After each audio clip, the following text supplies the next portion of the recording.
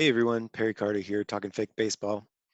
This is a follow-up to the previous video, how to pick a good hitter. Today we're going to be talking about how you can pick a good pitcher. We're going to start this video off talking about stuff, what I like to call a pitcher's stuff. And those are the big four ratings: power, finesse, control, specialty. These ratings will tell you um, how well a pitcher will do at getting people out. Regardless of endurance or whether or not he's a starter or a bullpen guy, um, these ratings are important. Now, I think one of the most helpful pages in the entire game on the help pages is this pitcher ratings page. You can get there by clicking on the How to Play link on your franchise homepage. This will tell you essentially what all of these ratings do. Um, so you could see if there's an average pitcher, so he has 50, 50, 50, 50. This is, the hits, walks, strikeouts, and home runs they'll get per 9 innings. And then if you leave everything the same except you put power to 100, then it'll tell you what that'll do in terms of hit suppression and home run suppression. So it's very clear in the rules which ratings are the strongest. So power, finesse, and specialty all reduce hits per 9 equally. But finesse reduces home runs per 9 a little bit better than the other ones. So it goes finesse at 0.5 home runs per 9, specialty at 0.6, and power at 0.7. So looking at this, it's pretty clear that in terms of run suppression, anyway, it seems like finesse is better than specialty, which is better than power. And it kind of works out that way in practice too. It really seems like finesse is a little bit better than specialty, is a little bit better than power, but it's a little bit like they have the same hit suppression, and that's really important for run suppression as well. Control is kind of its own beast, where none of the other ratings affect walks per 9 at all. Control has a very significant effect on walks per 9, where it's a 3.5 for an average pitcher. It goes to 0.7 walks per 9 for a 100 control pitcher. It also has a slight, very slight hits per 9 reduction, and it has no effect on home runs per 9.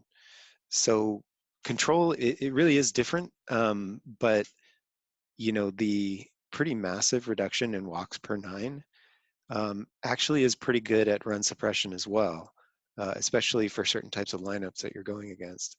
So control is definitely the worst of the four, but how much worse is kind of a great debate amongst the big owners who know what they're doing. Some think it's quite a bit worse than the other three ratings, and others think it's really kind of a gradual gradually worse than the others. Because if you look at it, control affects your opponent's uh, uh, on base percentage much better than any of the other stats do. Because if you look, like, you're only reducing the number of hits per 9 by 2, whereas you're reducing your walks per 9 by almost 3. So control is going to give you more bang for your buck if you're looking only at the opposing batter's on base percentage. So that could be pretty powerful too. So they're all very good. And really, when you're looking for an ace, and every good team really needs an ace pitcher, you're going to want at least a couple of these ratings in upper 80s or 90s. So let's just go ahead and take a look at the pitchers for one of my teams. This is the Salt Lake Scorpions. So we're going to take a look at one of my teams, which is the Salt Lake Scorpions in the Spring Training League, which is a pretty cool league. The commissioner is Neiman, who's a good dude. So in this league, I own the Salt Lake Scorpions, and we'll just go ahead and take a look at my pitchers. Okay, I just zoomed in for you. So we're going to be looking at my pitchers in spring training. So Out of these pitchers, you know, my window of winning is kind of closing right now. I had a good team for a long time, but you could still kind of see how my pitchers are built. So Mike Singletary, is his best rating is control. He has a 96 control and an 85 finesse, and his stats this year are less than they have been, obviously. But you look at that, his WHIP number is leading the team because of that really high control. And you know, even though control is his best rating and that's the worst of the 4 ratings, you know that as you get closer, at least in my last video, I explained how as you get closer to the extreme rating, so as you get closer and closer to 99, each ability point um, has that much more actual ability in it. Each ability point gives you that much more of what you're looking for. So the difference between 95 and 96 is a lot bigger than the difference between 60 and 61. Um, and if you need a better explainer on how that works, definitely check out my last video on hittings, because all the ratings really work this way. The closer you get to 99, it's exponential. Each rating point, you get more bang for your buck. So for Mike Singletary, he's actually a really good pitcher. He's won Cy Youngs, even though control is his best rating. And it's really because he had a combination of control and finesse that was pretty elite. And like I said, you're going to want at least 2 of these ratings to be above mid 80s in order for you to have a good pitcher. So like I was saying, finesse is the best, followed by specialty, followed by power, followed by control. I have an old pitcher here named Charles Newton. He's a 36-year-old pitcher. He's had a great career. And in his prime, he was about mid 80s power. He was 96 finesse, which is strange that he's still at 96 finesse at 36, because finesse tends to fade quickly. Control has been 75, and specialty has always been pretty low. So as you could see, you know, if finesse is king, or if finesse is the best, he was able to get by with pretty much only finesse for the vast majority of his career, and had some pretty fantastic seasons. Like here's a 20-game winner with a below 2 ERA. Um, so you know, finesse, like you said, especially if you have a great defense behind it, finesse is going to do a lot for you. So when I say, oh, well, why is a good defense good for finesse? And the reason is the type of outs that your pitcher makes depends on the ratio of your ratings. So for example, um, uh, this guy, Charles Newton, has a much higher finesse than he does power. And when your ratio of power to finesse is really heavy towards finesse, you're going to get a lot more ground balls than flyouts. If your power is a lot higher than your finesse, you're going to get more flyouts and strikeouts. So, with that said, if you have a finesse pitcher, you're going to want middle infielders with lots of range. If you have a power pitcher, you're going to want to make sure that your outfielders have good range, because those fly balls are going to be hitting out their way. So I can back this up by looking at the season stats for Charles Newton. And when we scroll down, we can look at how many ground balls he's had, ground ball outs he's had in his career versus fly ball outs. And it's a lot heavier in terms of ground ball outs. And if you had a pitcher who had a lot higher power than he had finesse, it's going to be the exact opposite, where you're going to have a lot more fly balls to ground balls. And so when you go back to the Salt Lake Scorpions, you could see that because I have finesse pitchers, you know, I have high range. I mean, I try to go high range all across the board, really, because it's a good strategy, especially in you know, 2014 leagues. Then you're going to want to have high finesse, or sorry, high range. You're going to want to have high range middle infielders, especially middle infielders, but just infielders all around. bigger the range, the better for infielders if you have ground ball pitchers.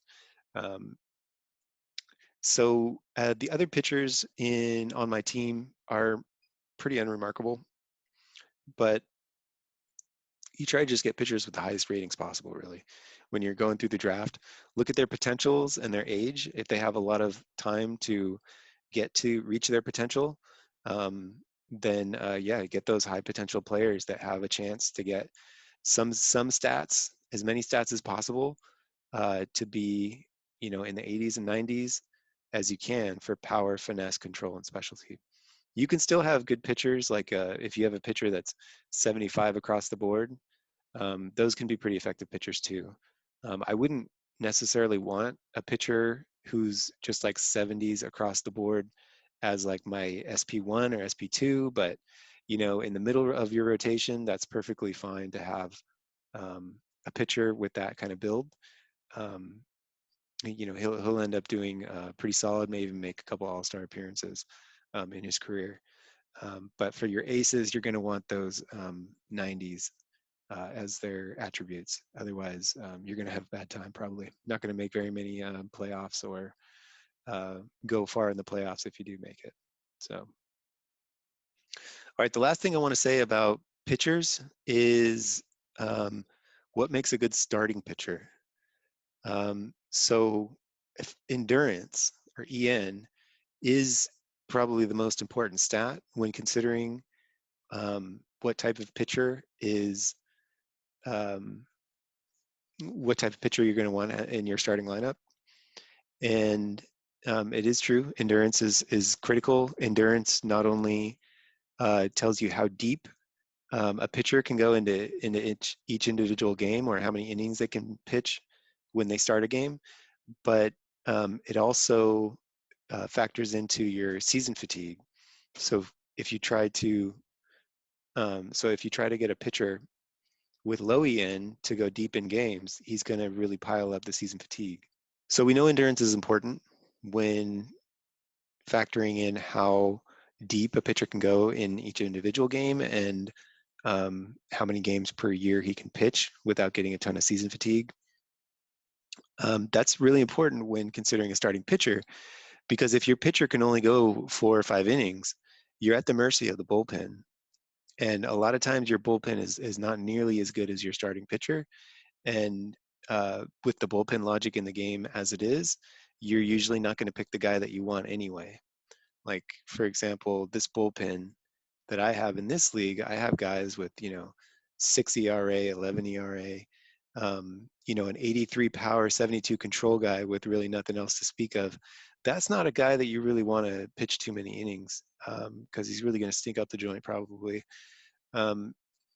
So he's, if you have a guy with low EN, and he only goes 4.5 innings on average, or 5 innings on average, the rest of the game is going to be with garbage guys like John Green and John Nixon. And that's just a recipe for giving up the game in the second half. So you really want to pick pitchers with high EN. But that's not the whole story. EN, although it is the most important factor, there are other aspects for how deep a player can go in a game. And it really has to do mostly with control and power ratio. So if you have high control and low power, they're going to be able to get outs, the same amount of outs with less pitches than, say, a power pitcher would. So high control, low power, you're going to be able to stretch that EN and have guys go deeper in games, like a lot deeper in games than you normally would. So, Mike Singletary with 96 control, low power, he's actually a beast at 73 EN. Like he'll pitch a complete game every single time you need him to. And even if his EN was maybe in the 50s, he could still probably be starting material and go 7, 8 innings for you, on a good night. So, control is something to look forward to as like a Band-Aid if you have low EN. But power works the opposite way. You need to throw pitches in order to get strikeouts, and power pitchers get a lot of strikeouts. So that's really going to eat into your EN and have your guys pull quicker if they throw a lot more pitches. So if you have it like a 99 EN, 99 power guy, your 99 EN is you're not going to worry about how many pitches he throws, um, even though he's a 99 power guy because he has massive EN. But if you have a guy with really high power and maybe only like a 65 EN, you think, oh, 65, that's good enough to be a starter. But a lot of times he's going to get pulled after 5 innings or so because he just threw too many pitches trying to get strikeouts. So that's something to consider. Is like before I was talking about power to finesse in terms of where the balls are going to get hit. Power control is really going to impact your pitch count. And specialty is really its own beast. I don't really think specialty has that much impact about whether or not you get a fly ball or a ground ball, or whether or not you get are able to go deeper in games or less deep in games. I think it probably is allows you to go a little bit deeper in games, but I can't quite quantify it. So it seems pretty neutral. One cool thing about specialty though, because I mentioned earlier that finesse kind of goes quickly as a player ages, as does power. Power and finesse both tend to go quickly. So when they hit 30, you can almost expect that those stats are going to start declining pretty soon. But specialty seems to hold pretty well late into a pitcher's career. And another cool thing about it that you can read in the how to play is that specialty also doesn't decline really late in a game. So when a pitcher goes below 100 fatigue, it starts to affect his ability to get outs, and it starts to affect his stuff. With the exception of specialty, specialty can remain at its rating even when a player's fatigue is really, really low. So that's a cool thing about specialty. And honestly, it probably makes specialty as valuable as finesse, maybe even more valuable because of its longevity and its ability to really come through in the clutch late in games when you leave your ace in there, to go below 100% fatigue. So something to think about when drafting your players. The other stats, such as hold runner, range, glove, arm, don't really need to pay attention to all that much. Maybe hold runner because that will suppress your opponent's ability to get stolen bases. Um, and I think I mentioned in the earlier video, what is more impactful in preventing stolen bases? Is it hold runner for pitchers or is it arm for catcher? And it's probably somewhere in the middle. Hold runner maybe a little bit more powerful, but it's not something that I look at all that much when I look at a pitcher. I'm mostly looking at how are they able to get batters out. So that's my tutorial on how to pick a pitcher. Get the guys with the high stats. It's easy, right? So I hope you enjoyed the video. Please like and subscribe. And see you on the flip side.